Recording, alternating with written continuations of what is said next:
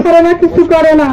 আমরা এই জায়গায় রয়েছি, বাতাস করলে চাললে আমরা আবাসনে যাই, স্কুলে যাই, সেন্টারে যাই, আমাকে ডাল চাল বিছানাপত্র সব ভিজা ফুটে সব লইয়াছে। এরপর আমরা ওইগুলো মাইয়ে ফেলা লইয়া পরে আমরা রাস্তার সাইডে রয়েছি, সেই সাথে আমরা এই খাতা কাপড় সব আমাকে ভিজে ফুটে অবশ্য হয়ে গেছে। আমরা কোনো এই লোকগুলো যৌক্তিক অধিকার অর্থাৎ নিজের অধিকার ফেরত পাওয়ার জন্য কত যুদ্ধ করে দেখেন। এই মুরব্বী বাস্তব জীবনের কথাগুলোই বলে ফেললো। অর্থাৎ এটা যৌক্তিক অধিকার।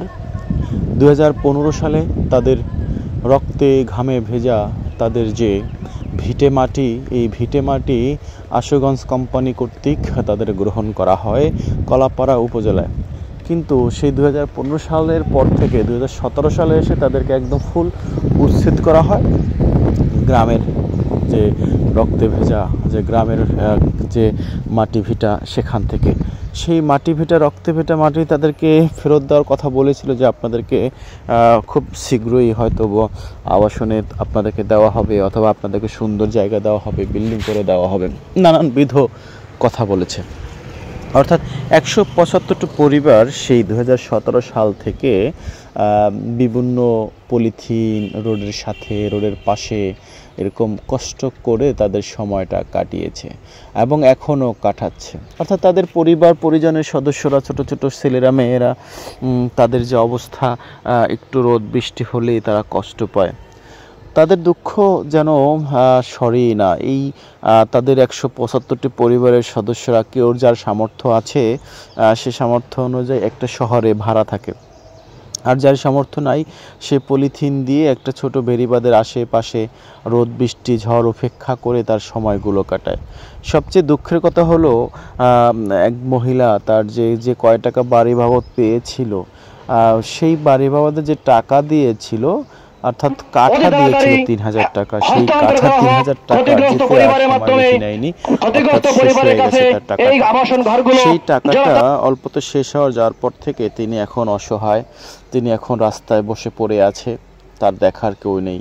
এই যে কথাগুলো, ঝড় বন্যায় তাদের যে খাবার নষ্ট হয়ে যায়, তাদের খাতাপত্র সব ভিজে যায়, তাদের খাদ্য পর্যন্ত ভিজে যায়, এই যে দুঃখ কষ্টগুলো তারা যে শেয়ার করছে, এটা সত্যিকার অর্থে দুঃখজনক। তাদের প্রাপ্তিগুলো বুঝিয়ে দেওয়া হোক, তারা যে প্রাপ্তি, তাদের যে অধিকার তারা যে পেতে পারে, তাদের সেগুলো বুঝিয়ে দেওয়া হোক। তাদের অধিকার বুঝিয়ে দেওয়ার জন্য তারা আসলে এখন রাস্তা দাঁড়িয়েছে, তাদের অধিকার বুঝে নেওয়ার জন্য। এই লোকগুলো দেখলেই বোঝা যায় যে কতটা অসহায়, কতটা কষ্টে তাদের জীবনটা কাটে। এই তাদের অধিকার সত্যিকার অর্থে হৃদয়ে স্পর্শ করে। যারা কত কষ্ট করে Ashuganj power station company limited কর্তৃক জমি অধিগ্রহণকারী বাড়ি উচ্ছেদ করেছে, তাদেরকে দ্রুত পুনর্বাসনের জন্য যে মানববন্ধন করেছে, এই মানববন্ধনের সব কিছু দ্রুত বুঝে দেওয়া হোক। না হয় তারা আসলে এত পরিমাণে কষ্ট পাচ্ছে যে কষ্টের কথা কাউকে বলে কয়ে শেষ করা যাচ্ছে না। তারা এত কষ্ট করছে, আজকে তাদের অধিকার ফেরত পাওয়ার জন্য কি পরিমাণ তারা কষ্ট করেছে দেখেন। এত পরিমাণ কষ্ট তারা করেছে যে তাদের রাস্তায় দাঁড়াতে হয়েছে, তারা নিজের অধিকার ফেরত পাওয়ার জন্য যুদ্ধ পর্যন্ত করেছে। কি করবে বলেন?